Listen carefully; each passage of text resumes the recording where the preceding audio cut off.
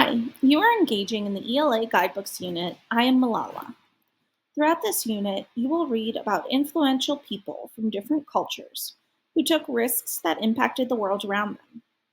In the anchor text, I Am Malala, you will read about a girl who became an activist for women's rights in Pakistan. Today, we will build background knowledge about women's rights and activism around the world, and specifically in Pakistan. Be sure to have your handout and something to write with for the video.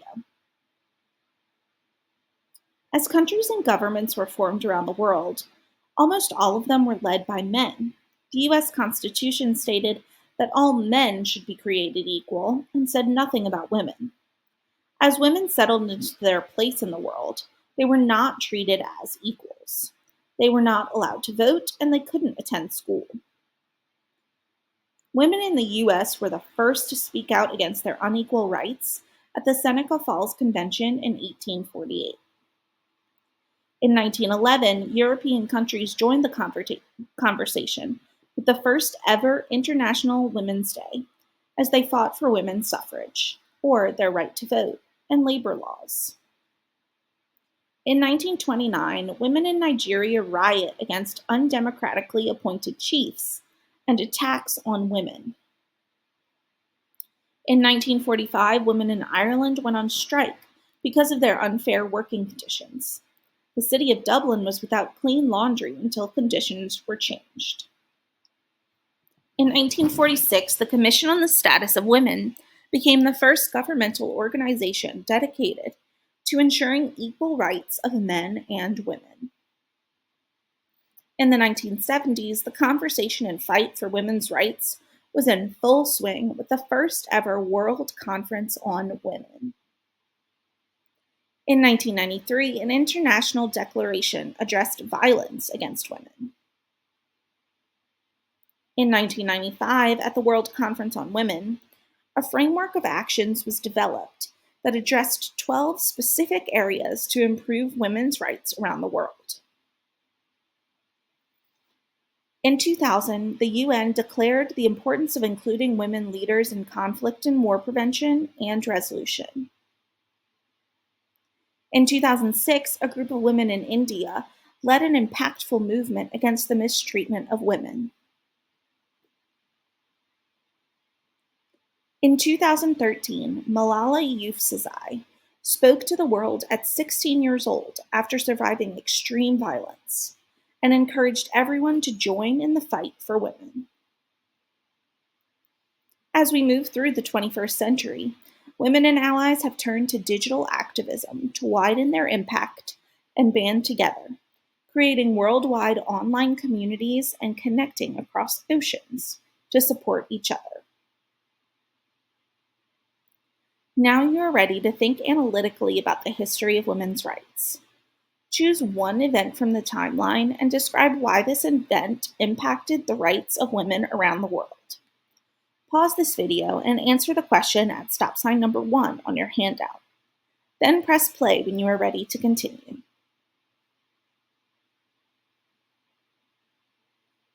There are many possible correct answers to this question. You may have chosen the 1848 Seneca Falls Convention, which was the first gathering of women to discuss women's rights and activism. This meeting paved the way for the rest of the world to begin thinking about and talking about women's rights. You could have also written about the creation of the Commission of the Status of Women in 1946, which was the first government organization to focus on the rights of women. This ensured that leaders and lawmakers would take women's experiences into account when making decisions that affect an entire country. Or you could have written about the impact that Malala made as a 16-year-old girl, sharing her story of trauma and violence with the world in 2013. This event shows that women's rights are still being debated around the world in current times. Because of the cultural tendency to root family leadership with the oldest male of an Islamic family, women in Pakistan have been subject to a long history of inequality and violence.